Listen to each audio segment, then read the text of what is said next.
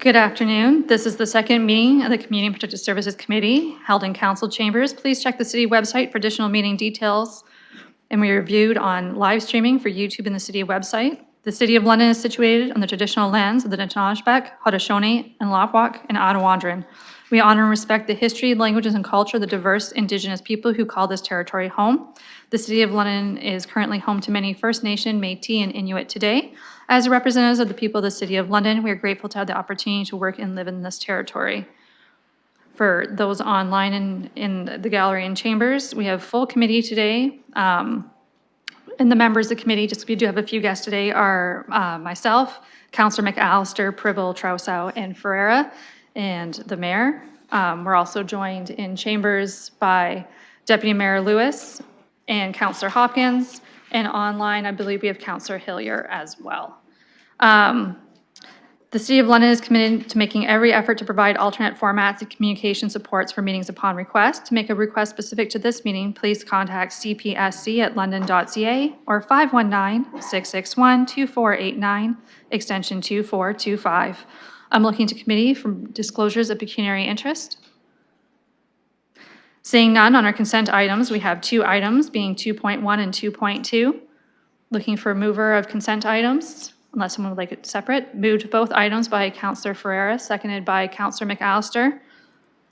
As the staff did have an added report on item 2.2, looking to committee to see if you wanted to hear a verbal update on staff's report or if you were good to proceed. Is there a preference?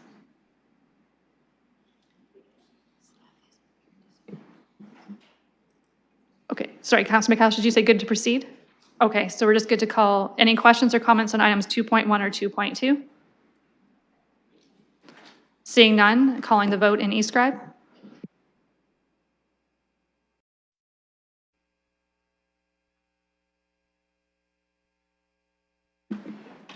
Closing the vote, the motion carries 6-0. Thank you. We have no scheduled items, and our items for direction, we have two. The first item is the Byron Legion Monument donation to Springbank Park. There is a staff report as well as a request for delegation status. And the delegates are here, joined us in person in the gallery today. So looking for a motion for 4.1 A and B, which would also allow the delegates to speak. Moved by Councillor McAllister, seconded by Councillor Ferreira. I will go to the delegates in the gallery. The microphone will go live for you. I'm told that they are sharing their time, so welcome, and please proceed. You have 5 minutes. Sorry, just 1 second. Can we just make that mic a little bit louder up top? It's good to have you back, and we just need to hear you a little bit louder.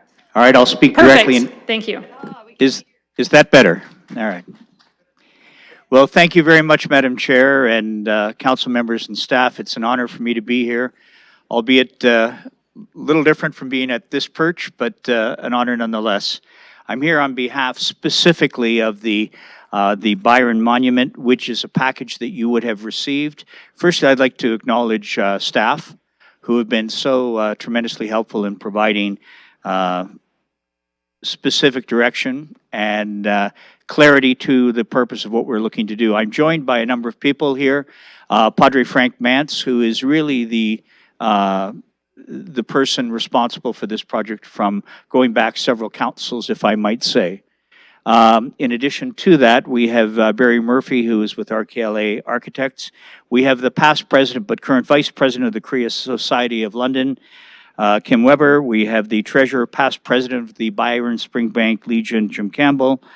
Dan Doroshenko, past president of the Byron Business Association.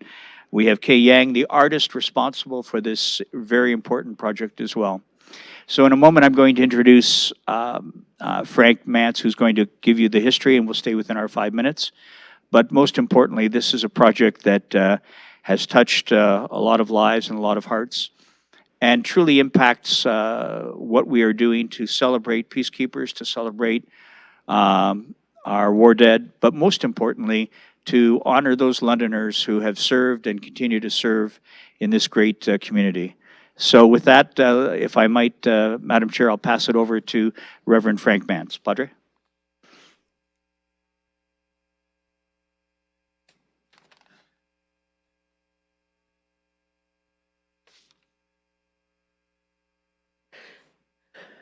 Thank you, Madam Chairman and committee members. I would like to thank you for the privilege of speaking to you about a new addition to Springbank Park. It will be called the Byron Springbank Veterans Monument and placed in memory of the many thousands of our citizens who by sea, on land, and in the air offered themselves for our defense and future prosperity during World War I, World War II, Korea, Afghanistan, and many peacekeeping missions past and present. We must keep their memory and accomplishments foremost in our minds. The Korea War veterans said it well: freedom is not free. It has been my honor to be a padre to thousands of these veterans for over 40 years in hospitals, legions, and military organizations. To really know the real cost of war, you have to know them and make them part of your life. Many enlisted in their teens and early 20s, and when peace came, they returned home to add their lives to the progress of our community with families, employment, and businesses that built our city and nation. This monument is our way of saying thank you, because words are not enough. Our annual Byron Springbank Legion Remembrance Day service invites all the citizens of Byron and area, cadet associations, scouts, and political figures.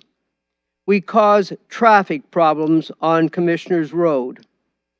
We will eliminate this by holding our service safely at the monument.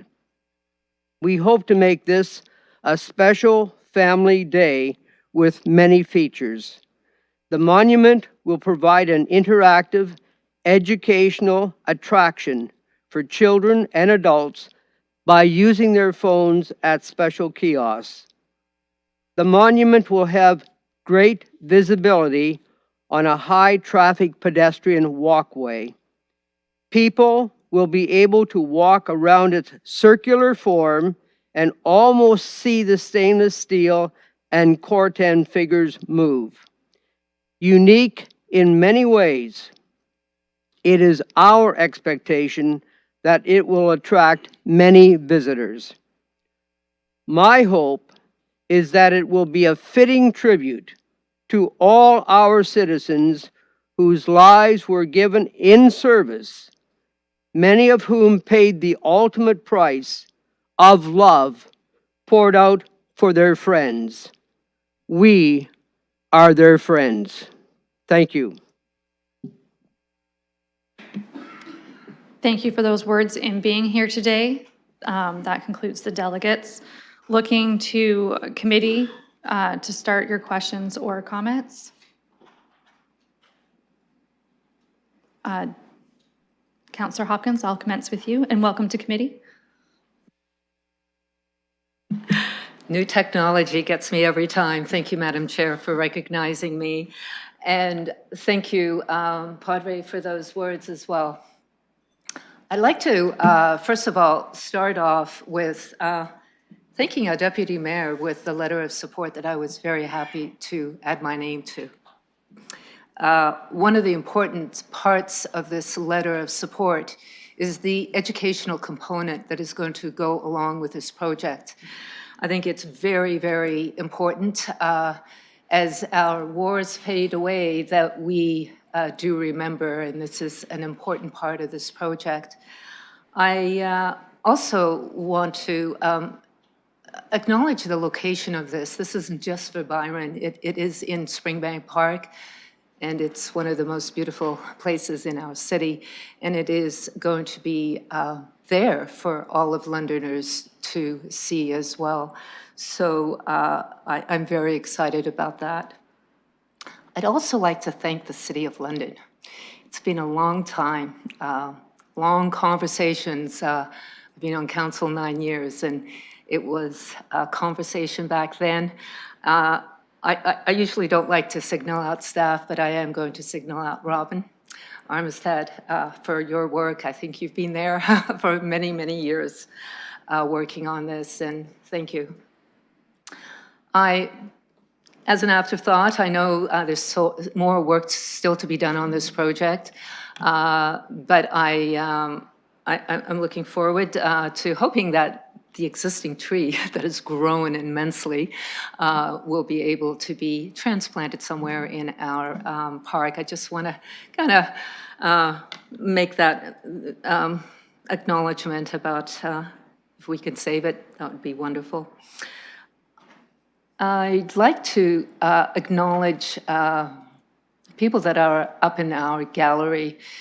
And it's really important to not only acknowledge Ed Holder, who too has been on this project for many, many years, but also the committee members and the Korean community that has been involved from day one on this project. So many, many thanks for your commitment to not only honoring our veterans, but remembering those that have fallen is really a big part of this project. I want to also sort of point out Reverend Frank Mentz, who really, to me, I became aware of this project when he would attend events throughout the community with his concept of what this project could be many, many years ago. And when I look at everyone up in the gallery now, it's really hard to believe that we are here today, and I'm really hoping this committee will support this project going forward. I want to thank the Byron Springbank Legion for your commitment, donations, fundraising that is going to go along with the commitment that we are going to hopefully get from the city here at committee. I do want to also sort of thank the Legion and Reverend Frank Mentz for making me believe that this could happen. It was one of my favorite sayings is Winston Churchill, who always said, never, ever give up. And when I look at you up there, I think it does signal to me and gives me encouragement that through your dedication and hard work, never ever giving up is where we are here today. So thank you. Madam Chair. Thank you. Looking for further speakers, I'll go to Deputy Mayor Lewis next. Welcome to committee. Thank you, Madam Chair, and thank you for having me at your committee and providing me this opportunity to speak on this.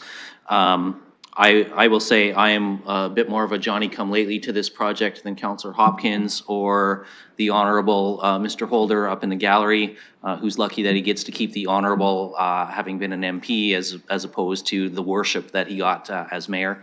But it has been an absolute pleasure working with all members of the committee, and I agree with absolutely everything Councillor Hopkins has said. I also want to extend my thanks both to Mr. Yeoman and to his predecessor, Mr. Stafford, and their team, who have certainly worked with me for about a year on this particular file. When we had an election and we had a new mayor, I was voluntold by our outgoing mayor that this was now on my work plate, and I'm happy that he asked me to take this on because it's been a genuine pleasure to do. Very much like the restoration of the Holy Roller tank, which I was involved in as well. This project requires our approval in principle so that the committee can then proceed with further actions that it needs to take, including starting the fundraising and getting those asks in to the Royal Canadian Legion Command, to the federal government and the Ministry of Veterans Affairs and the Ministry of Heritage, and those other appropriate funders who will help make this become a reality.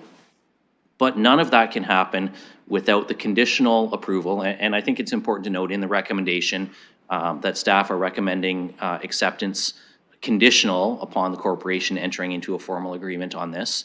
But that conditional status allows the group to now start the next phase, which is the fundraising, which is going to pay for the installation, which is going to pay for those educational components. And that is really why this is here before you today, so that the work can commence on the next phase of this. There's a great design.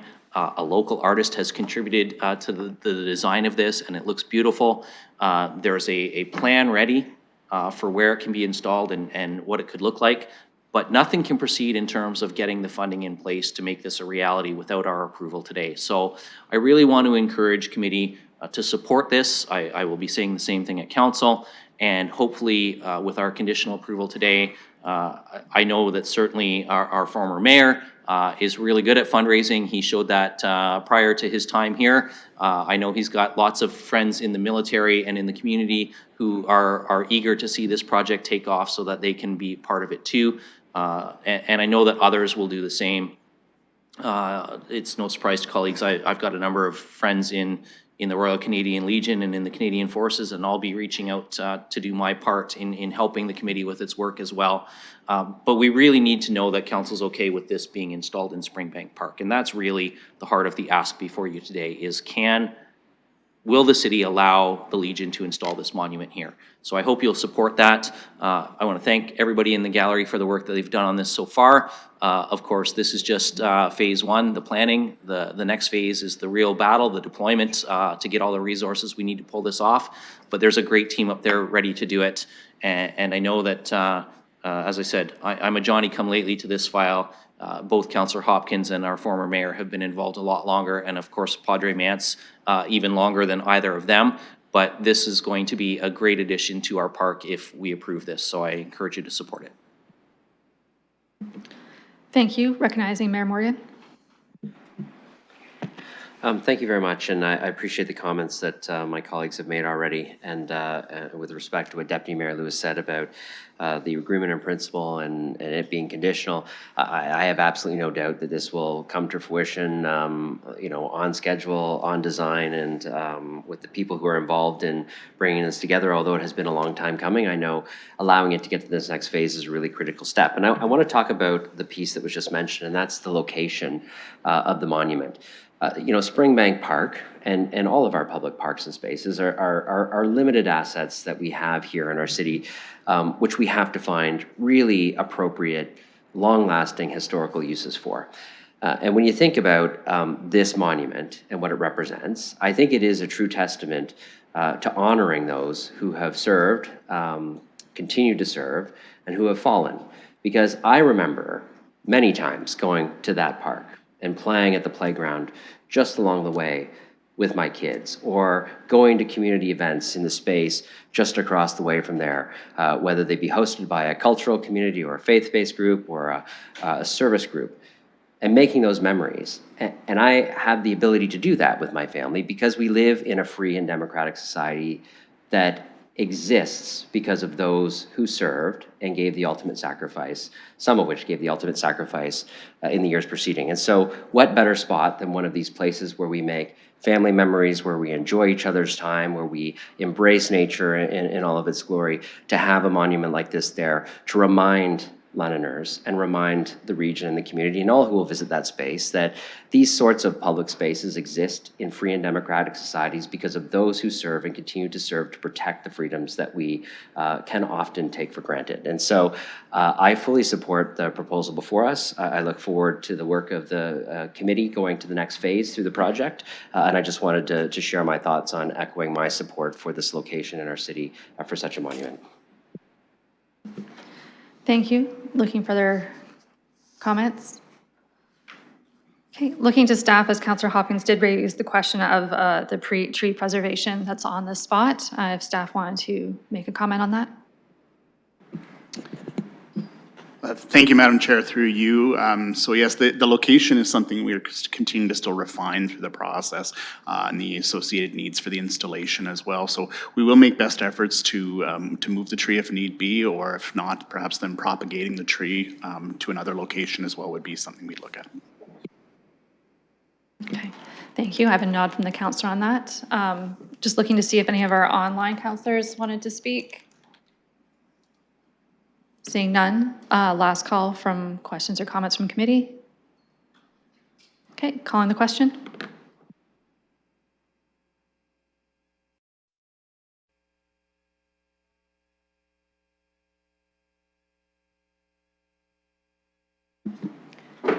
Closing the vote, the motion carries 6-0. Thank you again to our delegates for being here, your work on that. So that means it did pass at committee. This goes to a full vote of council on January 23rd, at which point it will be made a final decision. Okay, thank you. Okay, we have items 4.2 now on our list. It's a letter from Deputy Mayor Lewis, Councillor Cuddy, Mayor Morgan regarding the municipal options to limit or prevent rent evictions. Looking to Mayor Morgan to start us off on this one. So I'll need a mover. I believe the mayor is moving it, and the seconder is Councillor Ferreira, so it's now on the floor. Yes, and I just want to move like a slightly amended motion that was circulated, but given I don't think anybody in the audience has seen that, I'm happy to read out the amended motion, but I'll take your guidance as chair. Does the clerk have the amended wording?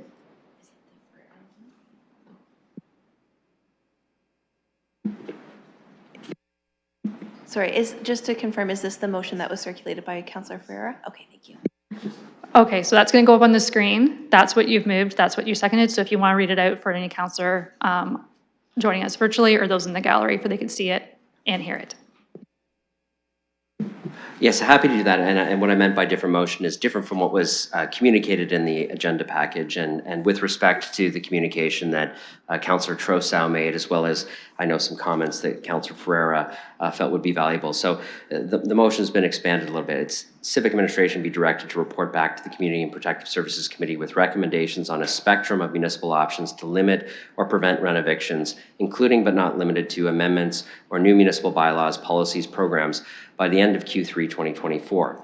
B, that the communication from Mayor Morgan, Deputy Mayor Lewis, and Councillor Cuddy, and the additional communication from Councillor Trousseau be received and referred to staff for consideration with respect to including the potential operational value of the N12 to N13 filing requirements in the report back.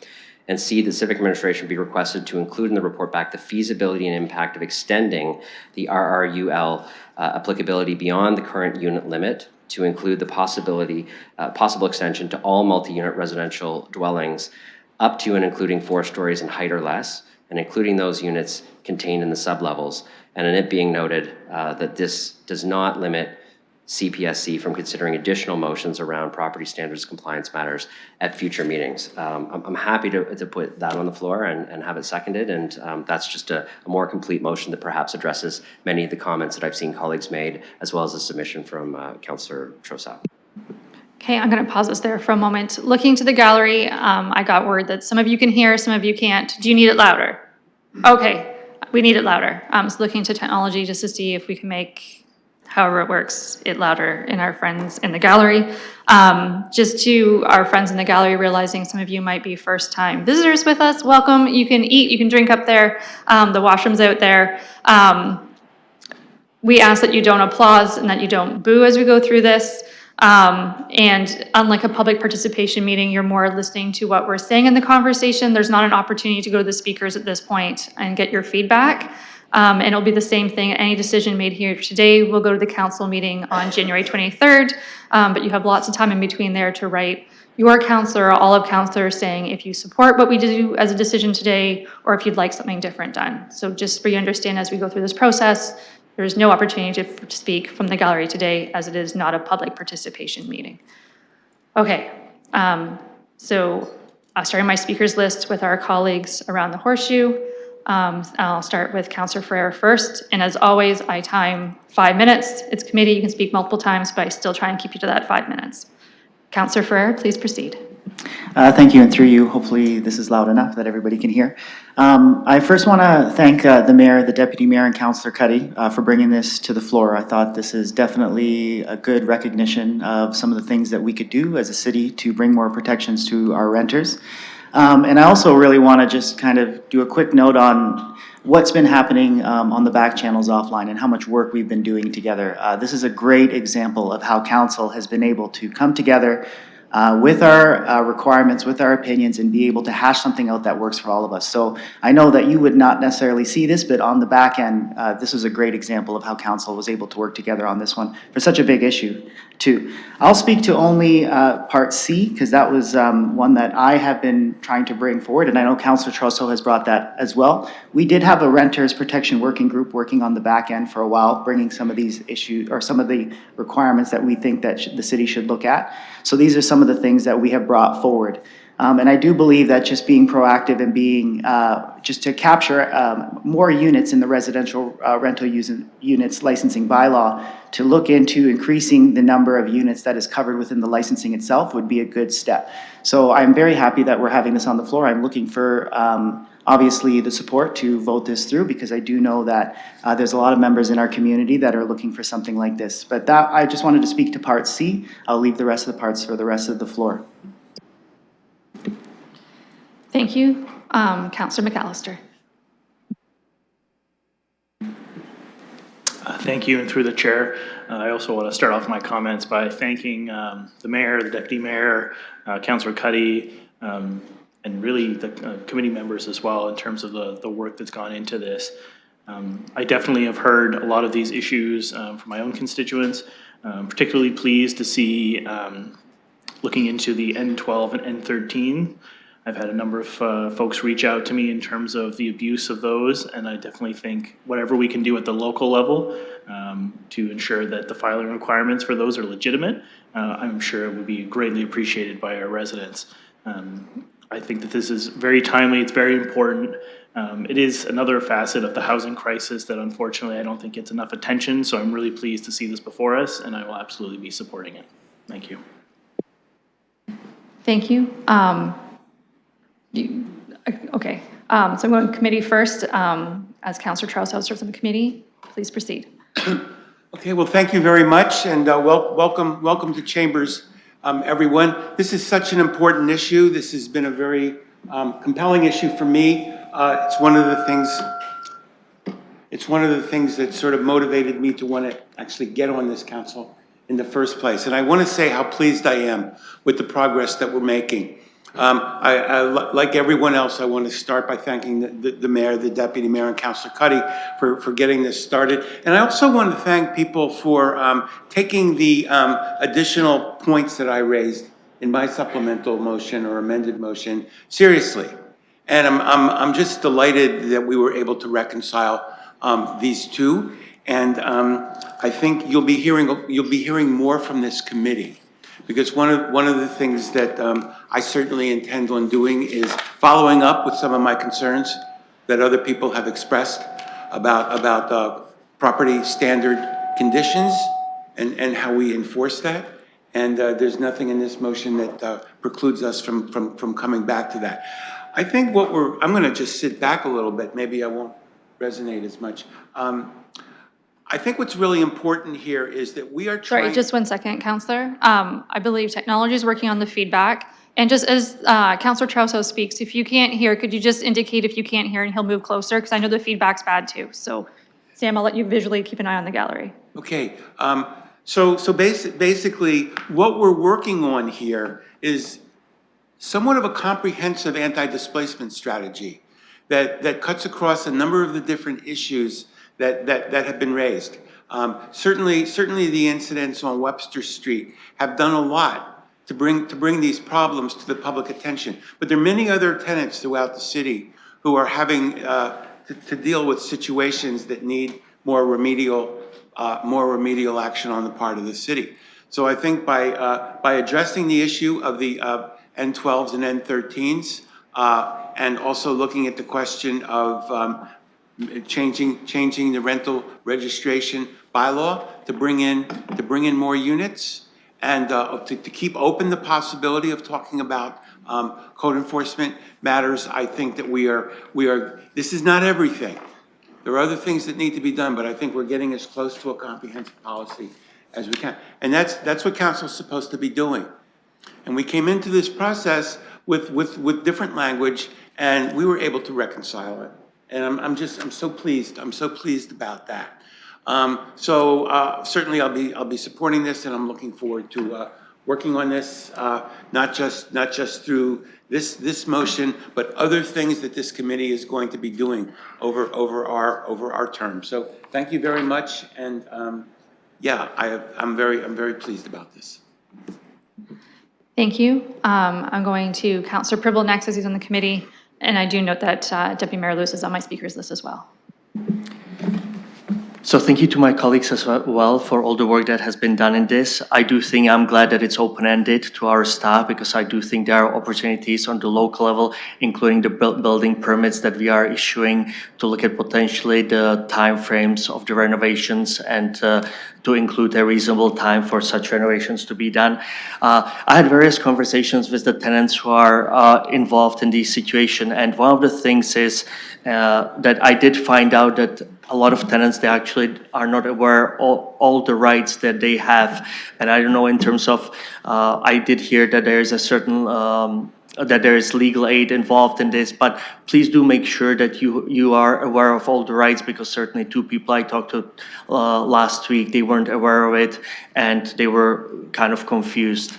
So that's the other thing. And the last thing is, I do want to say that on the provincial level, the Act and paragraph 50, there are proposed changes, and they should be coming and proclaimed in force in a very near future. That should help this situation as well. But again, just to reiterate, thank you very much. Great work by the council, by my colleagues. Thank you.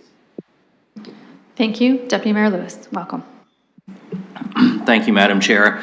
And through you, I know it's been said, and I'm going to echo it. You know, for those who think that an agenda comes out and that's where the work stops, as late as I believe it was 12:39, with this meeting starting at 1 p.m., that with various discussions over the weekend, again in person this morning with Councillor Trussow and Councillor Ferreira and myself, where we finally got this language into the clerk with about 21 minutes to spare before the committee meeting started, because it's a continuous project to work on these, to get it to a point where everybody can be comfortable and supportive, and that was really our goal, is let's get it to a point where we can agree to move forward with something that we can see some results from this year. I know, you know, I've heard from folks in the community, I've heard from tenants, I've heard from landlords, this doesn't go far enough, this goes too far, but I'm always reminded on any of these motions that come forward of that old wise adage, how do you eat an elephant? It's one bite at a time.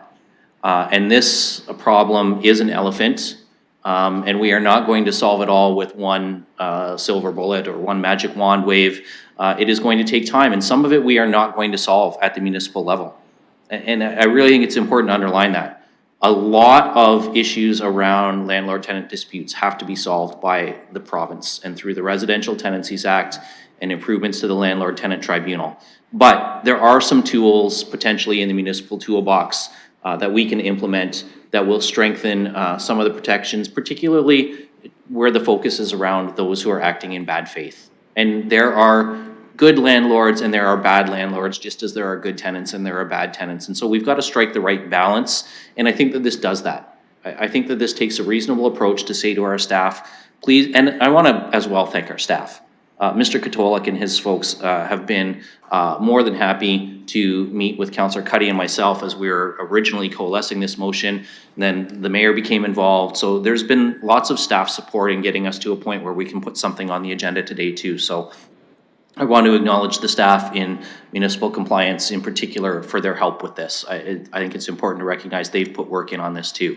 I know that there are concerns about this may not come back fast enough. I had a conversation with Mr. Katolik just this morning about the fact that he'll bring it back as soon as he can. But as was referenced in our letter, there are municipalities trying different things out there.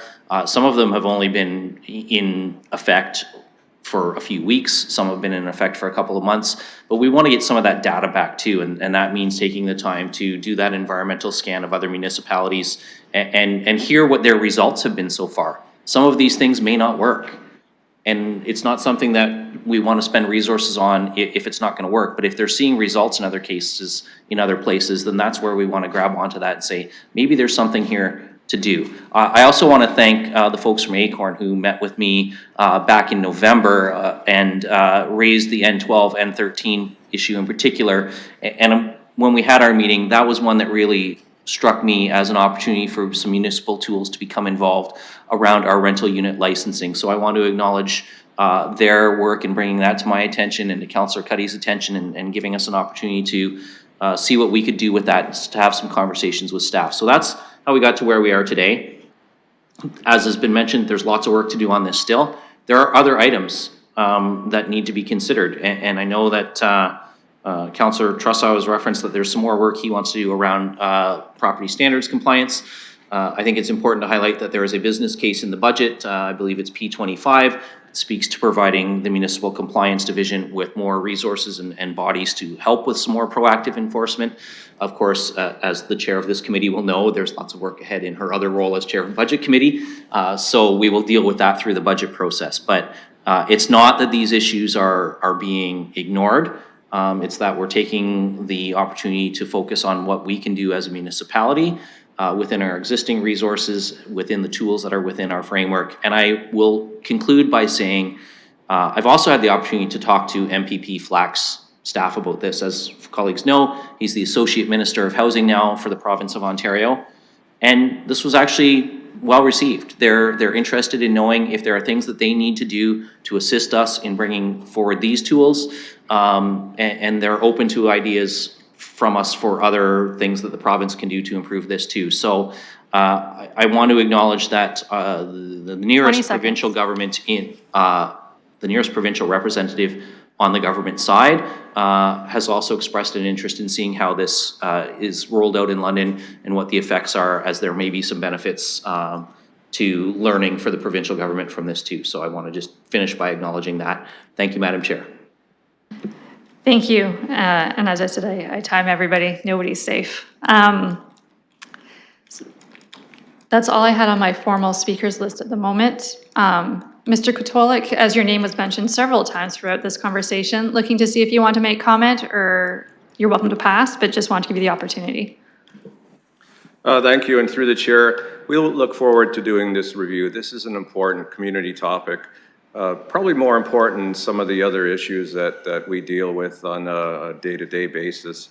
If directed by council, we will develop a full suite of options that will be at a future public participation meeting to look at the issue of bad faith renovations and renovictions, actually.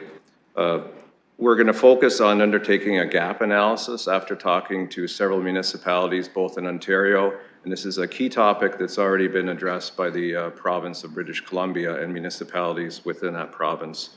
We'll also undertake an operational cost-benefit analysis and in an effort to recommend the most cost-effective process to deal with bad faith renovictions. Thank you for those comments. So for our guests in the gallery, the report will come back when it does come back, if approved by council, at the end of the year, and that will form a public participation meeting we will formally have here with this committee in chambers, and that will be your opportunity to get to the microphone and speak if you want. So not today, but that process will be coming if and when approved by council. I had no further speakers until I had Mayor Morgan. Please proceed. Yes, thank you, Chair. And although I presented the motion at the start and moved it, I certainly wanted to listen to my colleagues who did both work on this as well as other issues surrounding this area before I added some comments of my own, which I'll be brief on. I just want to echo that there's still a lot of work to be done. This is just the direction to get the staff to come back with the report and the options so that we can start to decide how we carve out the path forward. But to Councillor Trossow's comments, this is not the only thing that the municipality can do. And it's not just the actions that we can take within our sphere of jurisdiction to try to ease the pressure, but it's also the advocacy that we undertake through the other bodies that we're associated with at the provincial level, whether that's Ontario Big City Mayors, AMO, or others, so that there's a multifaceted discussion about the challenges that the renters and tenants face within the province, both from all the way from the affordability side of things to the rent evictions and the bad faith actions of some actors within both our city and the province. So I look forward to the report back. I appreciate all of the work that colleagues have done on this, and those who have been advocates on this issue for many, many years before even joining council. Certainly this is not the only thing we're doing, and it links in with other advocacy efforts on other items that are occurring across the province as well. So I wanted to add that context, and I appreciate everybody's comments earlier today. I won't repeat any of them. Thank you. Looking for further speakers? Seeing none online or in chambers, calling the question.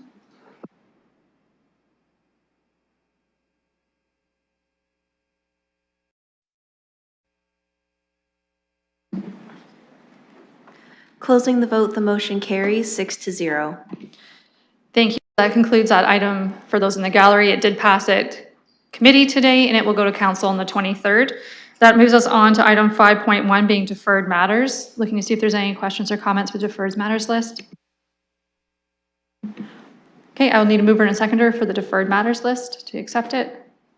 Moved by Councillor Traustadt, seconded by Councillor Ferreira. Calling the question.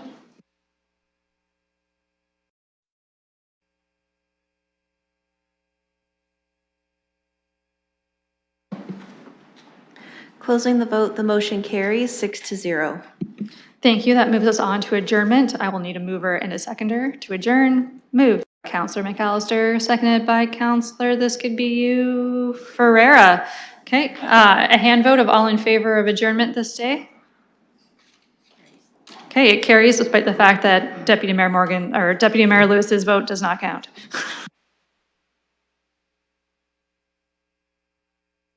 We are adjourned, and thank you to everyone in the gallery for joining us, and have a wonderful day.